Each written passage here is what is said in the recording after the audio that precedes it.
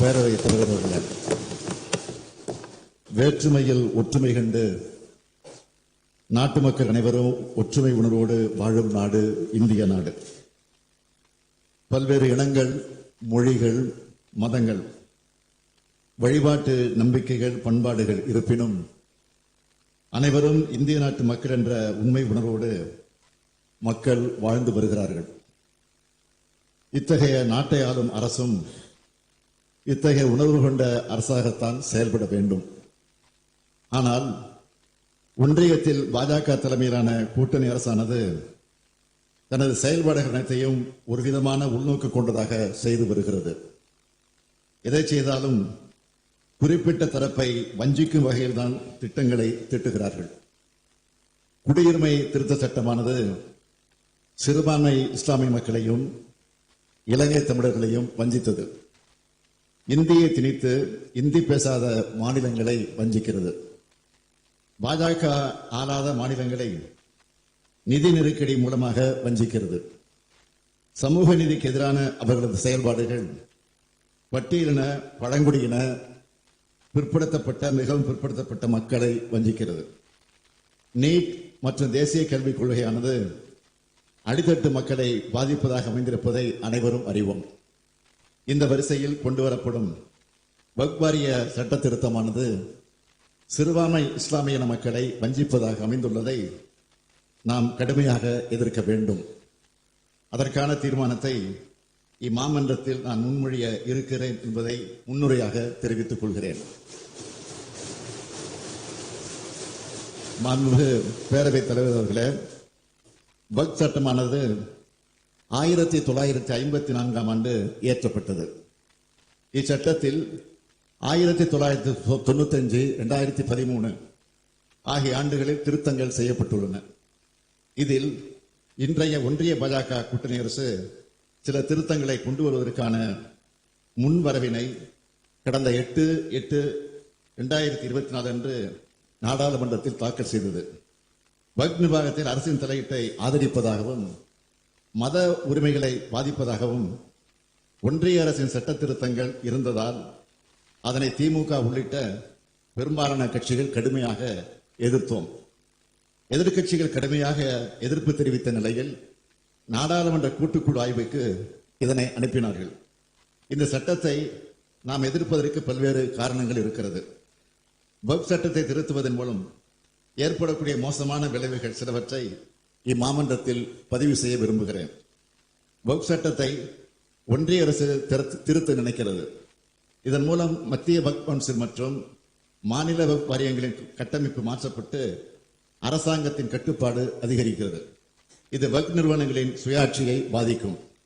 வக்ஃப் நிலங்களை நில அளவை செய்யும் அதிகாரம் நில அளவை ஆணையரிடமிருந்து மாவட்ட ஆட்சியருக்கு மாற்றப்பட்டுள்ளது.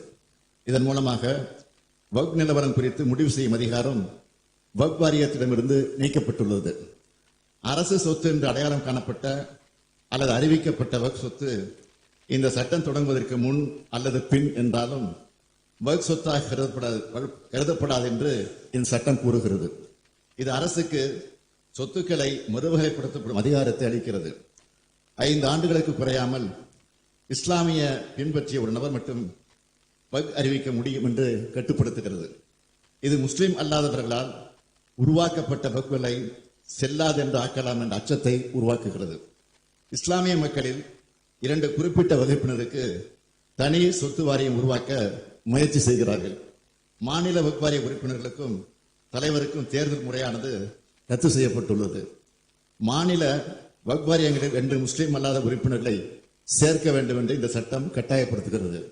இது முஸ்லிம்களின் மத நிர்வாகத்தில் அரசு தலையிடுவதாகும். வக்ஃப் சொத்துக்களை பதிவு செய்யும் முன் மாவட்ட ஆட்சியை சரிபார்க்க வேண்டும் என்று இந்த சட்டம் கூறுகிறது. இது அரசு இந்த சொத்துக்களை கைப்பற்றுவதற்கான வாய்ப்பை உருவாக்குவதாக முஸ்லிம்கள் அச்சப்படுகிறார்கள். வக்ஃப் சட்டத்தின் பிரிவு 40 நீக்குவது வக்ஃப் வாரியத்தின் சொத்து அடையாள அதிகாரத்தை அகற்றி அதை அரசுக்கு மாற்றுகிறது. இது அரசியலமைப்பின் பிரிவு 26 கீழ் மத சுதந்திரத்தை மீறுவதாகும். வக்ஃப் பயனர், வக்ஃப் பை யூசர் என்ற பிரிவை நீக்க திட்டமிட்டுள்ளார்கள். நீண்டகால பயன்பாட்டின் அடிப்படையில் வக்ஃப் சொத்துக்களை அங்கீகரிக்கும் பாரம்பரியத்தை இது அகற்றுகிறது. இது முஸ்லிம் சமூகத்தின் உணர்வுகளை புண்படுத்துவதாக உள்ளது. லிமிட்டேஷன் ஆக்ட் என்று சொல்லப்படும் காலவரையறை சட்டம் வக்ஃப் சொத்துக்களுக்கும் பொருந்தும் என்று சொல்லப்பட்டுள்ளது. அறநிலையங்கள் மற்றும் பொது தொண்டு நிறுவனங்கள் இனி வக்ஃப் என கருதப்பட மாட்டாது. இந்த பிரிவுகள் முஸ்லிம் சமூகத்தின் எதிர்ப்புக்கு முக்கிய காரணங்களாக உள்ளன. இதனை ஒன்றிய அரசு கொஞ்சமும் சிந்தித்து பார்க்கவில்லை. இந்த அடிப்படையில் வக்ஃப் நிர்வாகத்தில் அரசின் தலையீட்டை அதிகரிப்பதாக ஒன்றிய அரசின் சட்ட திருத்தம் அமைந்துள்ளது. இது சிறுபான்மை இஸ்லாமிய மக்களின் மத உரிமைகளை பாதிப்பதாகவும் இருக்கிறது. இதனை நாடாளுமன்ற கூட்டுக்குழுவிடம் 30/9/2024 அன்று தமிழ்நாடு அரசு தெளிவாக சொல்லி இருக்கிறது. நாடாளுமன்ற கூட்டுக்குழுவில் இடம்பெற்றிருக்கக்கூடிய திமுக உறுப்பினர்களான முன்னாள் அமைச்சரும் நீலகிரி நாடாளுமன்ற உறுப்பினருமான ராசா அவர்களும் மாநிலங்களவை உறுப்பினர் MM அப்துல்லா அவர்களும் கடுமையாக தங்கள் கருத்தை பதிவு செய்திருக்கிறார்கள். திமுக மட்டுமில்லாமல் இந்தியாவில் உள்ள முக்கிய கட்சிகளும் எதிர்ப்பை பதிவு செய்திருக்கிறார்கள். ஆனால் எதிர்க்கட்சி உறுப்பினர் திருத்தங்களை நாடாளுமன்ற கூட்டுக்குழு நிராகரித்திருக்கிறது. நாடாளுமன்ற கூட்டுக்குழு முடிவுகளுக்கு ஒன்றிய அமைச்சரவை ஒப்புதலும் வழங்கிவிட்டது. இந்த நிலையில் வக்ஃப் திருத்த சட்டமானது எந்த நேரத்திலும் நாடாளுமன்றத்தில் தாக்கல் செய்யப்படலாம். இஸ்லாமிய மக்களை வஞ்சிக்கும் சட்டத்திற்கு எதிரான நமது எதிர்ப்பை பதிவு செய்ய வேண்டியது அவசியம் என்று நான் கருதுகிறேன்.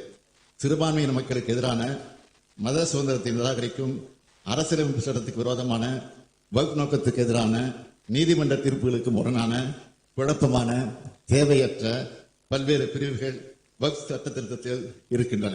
இந்த திருத்த சட்டமானது வக்ஃப் அமைப்பையே காலப்போக்கில் செயல்பட விடாமல் முடக்கிவிடும். எனவே நாம் இதனை எதிர்க்க வேண்டியவர்களாக இருக்கிறோம். மத நல்லிணக்கு அனைவருக்குமான அரசு என்ற இலக்கணத்தை அடிப்படையாக கொண்டு நாம் ஒரு தீர்மானத்தை நிறைவேற்ற வேண்டும் என்று கேட்டுக்கொள்கிறேன். தீர்மானம்: இந்திய திருநாட்டில் மத நல்லிணக்கத்துடன் அனைத்து மதங்களை சார்ந்த மக்களும் ஒற்றுமையாக வாழ்ந்து வருகின்றனர். அனைத்து மக்களுக்கும் அவரவர் மதங்களை பின்பற்றுவதற்கு அரசமைப்பு சட்டம் உரிமை வழங்கி இருக்கிறது. அதை பேணி காக்கும் கடமை தேர்ந்தெடுக்கப்பட்ட அரசுகளுக்கு உள்ளது.